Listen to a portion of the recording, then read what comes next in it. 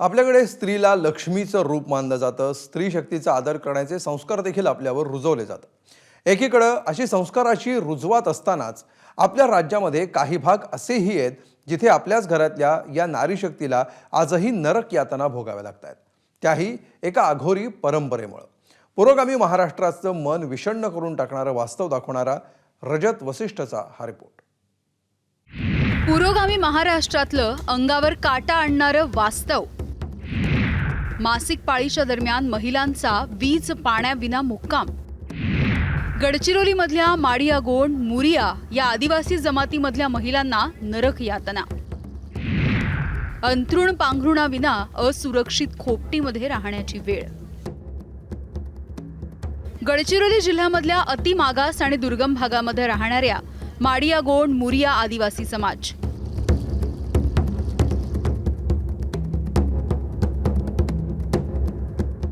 जिथे महिलांच्या बाबतीत आजही 2025 मध्ये सुद्धा पाळली जातीये अंगावरती काटा आणणारी एक प्रथा.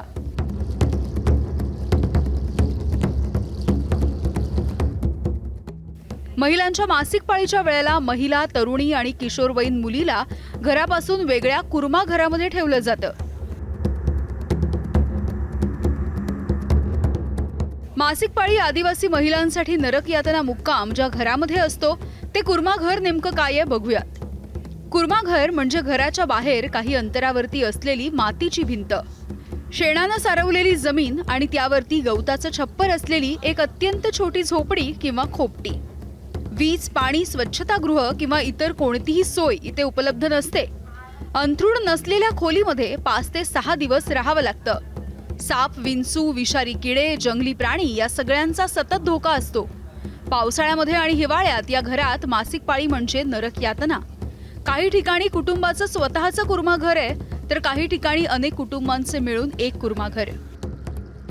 आमची पिरियड्स आल्यानंतर आम्हाला आदिवासी समाजामधून बाहेर म्हणजे घरातून बाहेर इथं कुर्मा घरामध्ये राहावं लागतं. तर ज्या कुठल्या तरुणीची किंवा ज्या कुठल्या महिलेची मासिक पाळी असते तेव्हा तिला इथेच येऊन राहावं लागतं. हो सर, इथंच कुर्मा घरामध्येच यावं लागतं. हे गावाचा कुर्मा घर आहे म्हणजे प्रत्येकाला इथेच येऊन राहावं लागेल. प्रत्येक महिलेला जिची मासिक पाळी येईल प्रत्येकीला इकडेच येऊन राहावं लागेल. हो सर, इथंच यावं लागतं. किती दिवस त्या काळामध्ये या ठिकाणी राहावं लागतं? पिरियड्स असताना 4-5 दिवस असं राहावं लागतं इथं. काही गावांमध्ये मासिक पाळीच्या वेळेला या महिलांसाठी घरचं जेवण सुद्धा मिळत नाही. तेव्हा त्यांना 4x4 फूट आकाराच्या या कुर्मा घरामध्येच स्वयंपाकही करावा लागतो.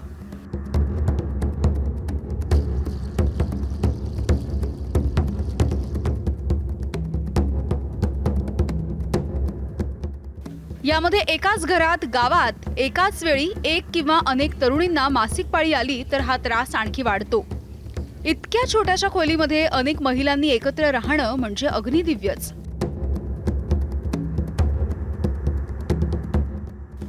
यामध्येच घनदाट जंगला बाजूचं कुर्मा घर, जिथे पावसाचं गळणारं पाणी, अस्वच्छता यामुळे महिलांच्या आरोग्याला धोका निर्माण होतो. यासोबतच मासिक पाळीच्या काळामध्ये शौचाला जाणं सुद्धा फारच वेदनादायी असतं, कारण कुर्मा घरामध्ये शौचालयच नाही. आणि गावामधले पुजारी चुकून समोरून गेले तर आणखी 10 दिवस कुर्मा घरामध्ये यातना सहन कराव्या लागतात.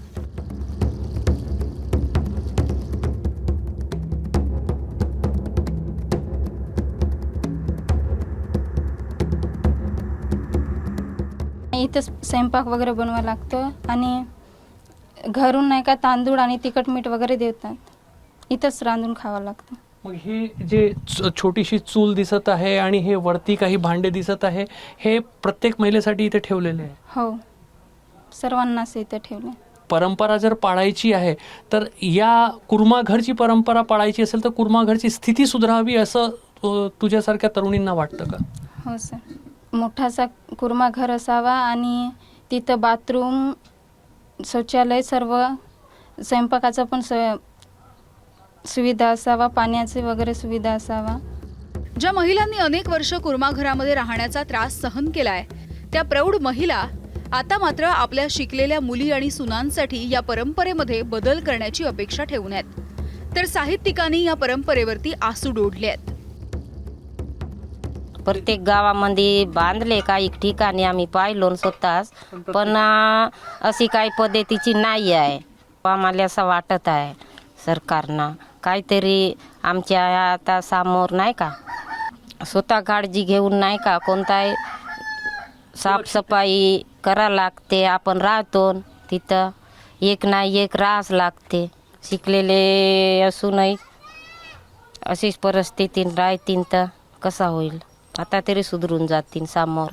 इथं काही सुविधा मिळत नाही, पाण्याची पण प्रॉब्लेम असते आणि बाथरूम पण नाही आहे. आम्हाला बाहेर जावं लागतं. जर शौचालय वगैरे आलं तर जंगलात जावं लागतं आणि पाणी वगैरे आलं तर इथून पूर्ण गळतात आणि आम्हाला असं इथंच पण राहावं लागतं. लाईटची सुविधा पण नाही आहे, अंघोळीचा पण सुविधा नाही. महिला म्हणजे धनाची पेटी समजल्या जाते.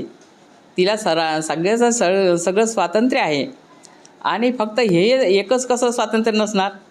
ही प्रथा पूर्णपणे बंद व्हायला पाहिजे आणि याच्यासाठी समाज जागृती ज्या भागात असेल तर अंगणवाडी सेविकेच्या मदतीनं किंवा आरोग्य सेविका आहे यांच्या मदतीनं त्यांचं सामाजिक प्रबोधन करणं आवश्यक आहे. त्यांच्या समाजामध्ये जाऊन बैठका घेणं आणि ही प्रथा हे पूर्णपणे ह्या प्रथेचं उच्चाटन झालं पाहिजे.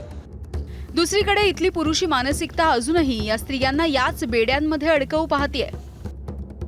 आमच्या मालकीन पहिलं वापरत होती, मालकीन सुटली, बंद झाला आहे कुर्मा घरामध्ये जाणी. आता आपल्याला पोरगी राहते 4 दिवस 5 दिवस ते राहते पोरगी.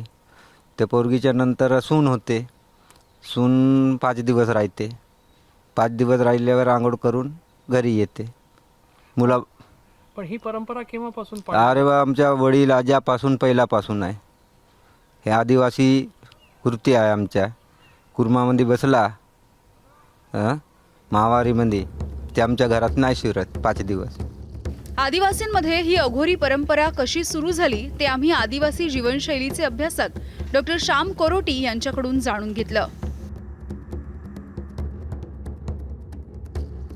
कुर्मा घर, कुरिया घर अशा प्रकारचे त्यांना नावं दिलेली आहेत. तर ह्याचा पाठीमागे जी संकल्पना पूर्वीच्या कालखंडात होती ती म्हणजेच की महिलांना एकतर आराम मिळावा अशा प्रकारचा त्याचा मुख्य हेतू होता.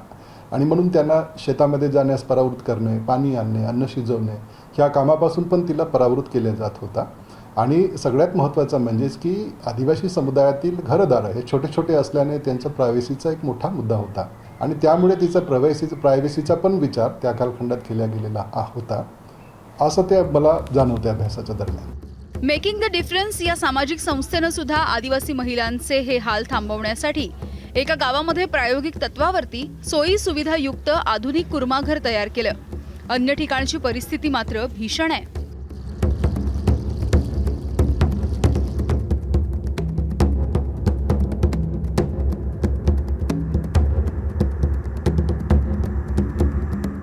यहाँ पे महिलाएं जो रह रही थी वो कहीं ना कहीं असुरक्षित थी.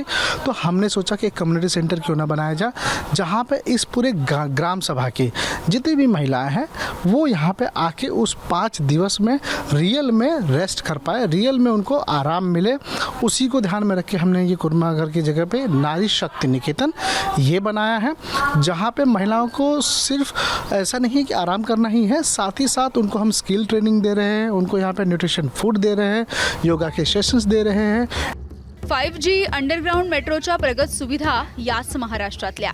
Magnetic Maharashtra, make in India सुरू झालंय याच महाराष्ट्रात.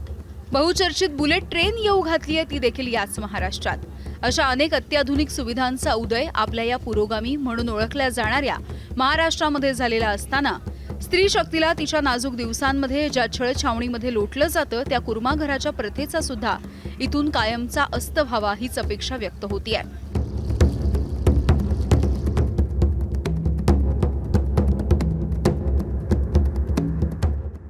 गडचिरोली सारख्या आदिवासी भागामध्ये मेकिंग द डिफरन्स सारखे अनेक NGOs जे आहेत त्यासाठी प्रयत्न करत आहेत. मात्र कुर्माघरची संख्या पाहता आणि त्याची व्यापकता पाहता त्यांचे प्रयत्न जे आहेत ते अपुरे पडत आहे. त्यामुळे यामध्ये समाजाने पुढाकार घेण्याची आणि शासनाने लक्ष घालण्याची गरज आहे. कॅमेरा पर्सन अतुल हिरडेसह रजत वसिष्ठ, ABP माझा, गडचिरोली. ABP माझा, उघडा डोळे बघा नीट.